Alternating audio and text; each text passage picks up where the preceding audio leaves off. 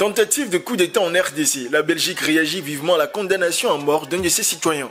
La Belgique exprime son mécontentement face à la récente condamnation à mort d'un de ses citoyens, Jean-Jacques Wondo, à Kinshasa.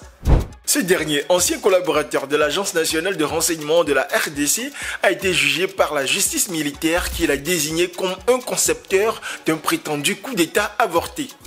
Wondo Mayundu Jean-Jacques est condamné également à la peine de mort pour association de malfaiteurs, à la peine de mort également pour attentat, faisant application de l'article 7 du Code pénal militaire.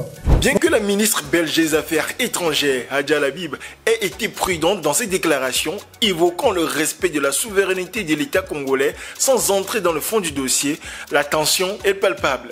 Les proches de Wondo ont déjà lancé des appels pressants à l'attention du président congolais Félix Tshisekedi, incitant à un examen plus bienveillant de cette affaire qui suscite l'indignation tant à Bruxelles qu'au sein des institutions européennes. Nous sommes consternés, mais nous ne sommes pas abattus. Nous continuons à nous battre et nous allons user de toutes les voies de droit afin de faire libérer M. Wondo. La réaction belge s'est intensifiée depuis la condamnation avec des appels entre les ministres belges et congolais pour discuter des implications de ce verdict. Les autorités belges soulignent qu'elles s'opposent fermement à la peine de mort et remettent en question le respect des droits de la défense dans ce procès contesté. L'Union européenne, partageant les préoccupations de la Belgique, a également signalé un recul de l'état de droit en RDC, mettant ainsi en lumière les failles du système judiciaire congolais.